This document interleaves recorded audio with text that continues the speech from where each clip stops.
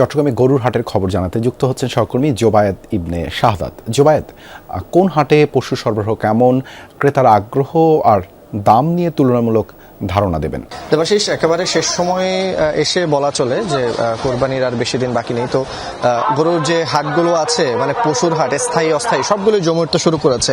এখন পরিবেশটা একটু, আবহাওয়াটা গুমোট আমরা দেখতে পাচ্ছি।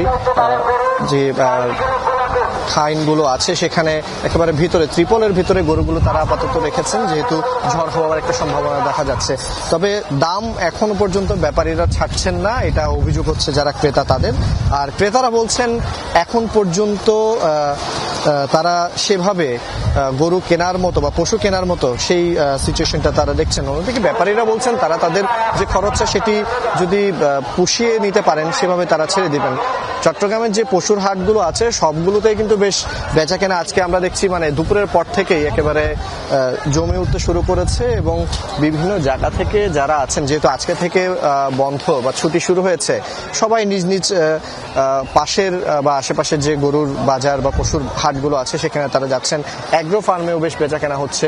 এবং এই যে বেচা কেনা সেটা কিন্তু একেবারে ঈদের আগের দিন, মানে কুরবানি ঈদের আগের দিন পর্যন্ত চলবে। মানুষজন বিভিন্ন জায়গা থেকে আসছেন। এই যে আমি যে জায়গাটায় আছি, এটি চট্টগ্রামের 1 কিলোমিটার নূরনগর হাউজিং এর পশুর হাট।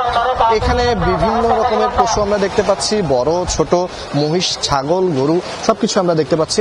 এবং প্রতিটি পশুতেই কিন্তু তারা, আমরা দেখতে পাচ্ছি যে নিজেদের মতো করে দাম হাঁকাচ্ছেন, আকারের উপর ভিত্তি করে বা রঙের উপর ভিত্তি করে। কিন্তু ব্যাপারীদের যে দামটা তারা চাইছেন সেটি অনেকটা ক্ষেত্রেও কিন্তু তাদের জন্য সেভাবে পোষাচ্ছে না, সেটি তারা বলছেন, যার কারণে তাদের দামটা একটু বাড়তি দিতে হচ্ছে।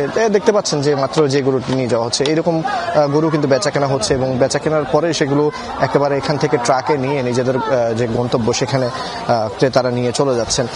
আর এখন পর্যন্ত চট্টগ্রামে যে বাজারগুলো আছে এগুলো মনিটরিং এর জন্য আমরা দেখছি যে আইন শৃঙ্খলা রক্ষাকারী বাহিনীর কড়া নিরাপত্তা আছে। পাশাপাশি আমরা দেখতে পাচ্ছি যে জেলা প্রাণী সম্পদ কর্মকর্তার কার্যালয় থেকেও কিন্তু ভিজিলেন্স টিম আছে, কোনো পশু অসুস্থ হচ্ছে কিনা বা সেগুলোতে কোনো পরিচর্যার ক্ষেত্রে বা কোনো রকম সমস্যা হলে সেটা তারা তাৎক্ষণিকভাবে সহায়তা দিচ্ছেন।